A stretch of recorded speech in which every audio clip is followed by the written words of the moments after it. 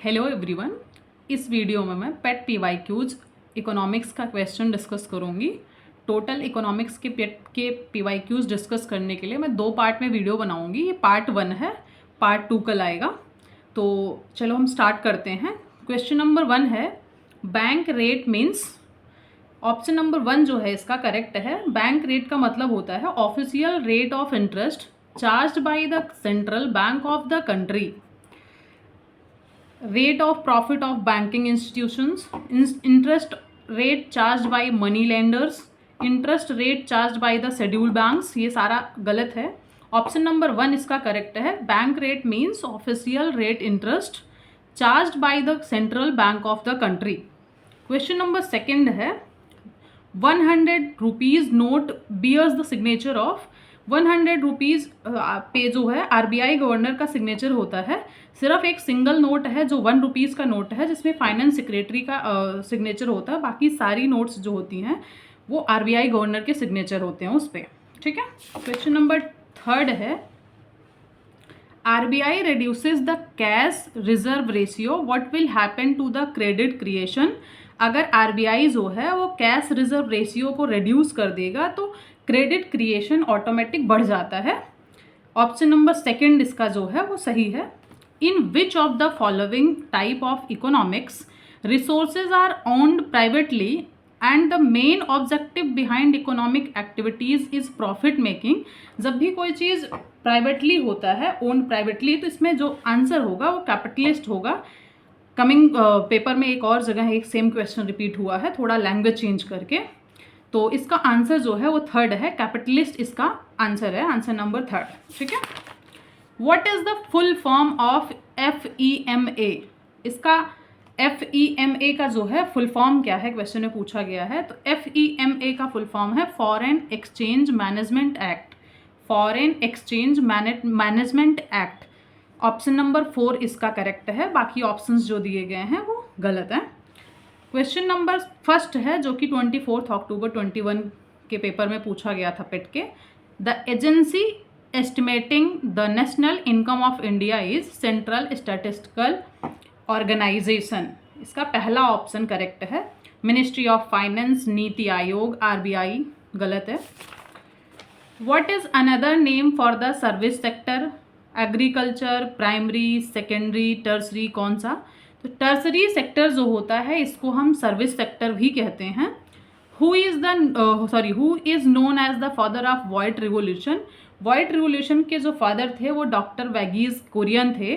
अगर यहाँ green revolution का फादर पूछता तो MS स्वामीनाथन हो जाता। क्वेश्चन पूछा गया है, आगे क्वेश्चन आएगा। तो व्हाइट रिवोल्यूशन जो है, जिसको ऑपरेशन फ्लड के नाम से भी जानते हैं हम, उसके जो फादर हैं डॉक्टर वर्गीज कुरियन हैं। Private investment will be most likely to be increased as a result of a rise in the expected yield on the new capital।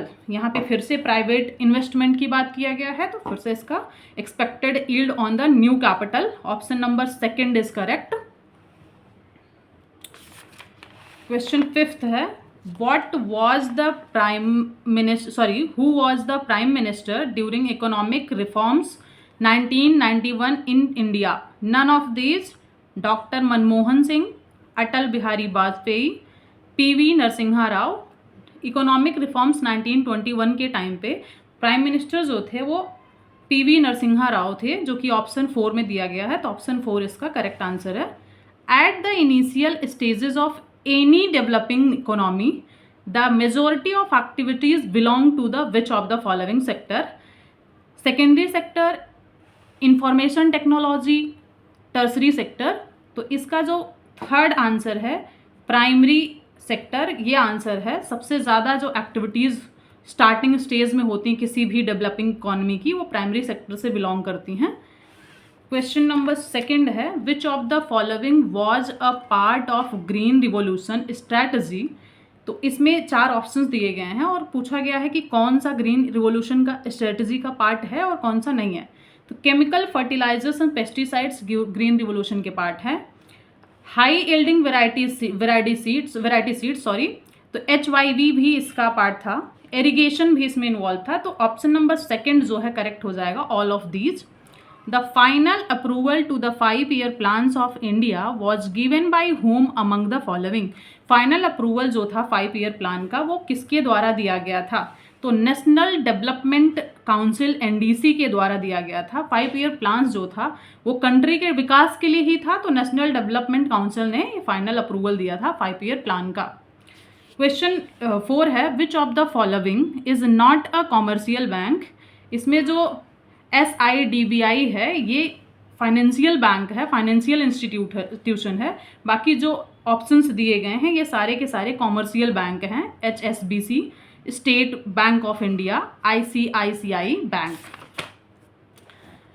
Which one of the following public sector undertaking is established by passing a special law under parliament.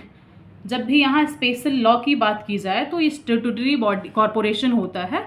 Statutory का मतलब ही एक तरीके से law making body होती है, तो इसलिए इसका ऑप्शन नंबर 3 जो है करेक्ट है, बाकी ऑप्शंस इनकरेक्ट हैं। How many leading private banks were nationalised in 1969। 1969 में टोटल 14 बैंक्स नेशनलाइज्ड की गई थी, जिस टाइम पे PM जो थी इंदिरा गांधी थी। क्वेश्चन नंबर 2 है, which industries were reserved exclusively for the public sector after the economic reforms of the 1921। तो ऑप्शन इसका 3rd जो है atomic energy generation correct option है।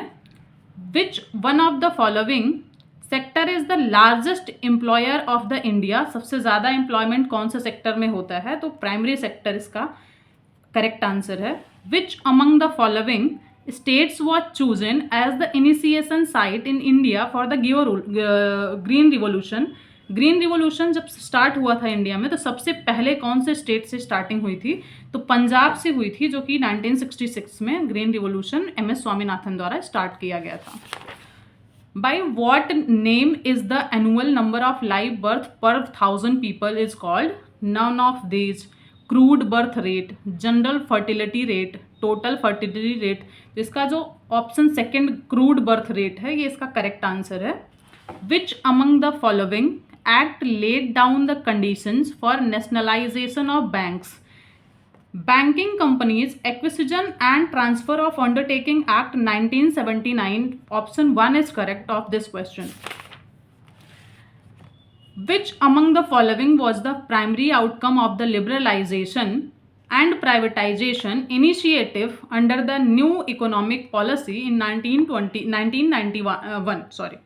Fiscal policy reforms, monetary policy reforms, globalization, none of this। तो globalisation जो है इसका correct answer है, जो कि लिबरलाइजेशन और प्राइवेटाइजेशन इनिशिएशन का जो है प्राइमरी आउटकम था। Who among following is known as father of green revolution of India? ये है MS स्वामीनाथन, ग्रीन रिवोल्यूशन का पूछा है। अभी तक मैं टोटल 5 एग्जाम्स जो पेट के हुए हैं उसमें से इकोनॉमिक्स के क्वेश्चंस डिस्कस की हूँ। सेकेंड पार्ट जो वीडियो का आएगा उसमें बचे हुए और 5 पेपर के इकोनॉमिक्स का क्वेश्चन ही डिस्कस करूँगी मैं। थैंक यू सो मच, मिलते हैं नेक्स्ट वीडियो में।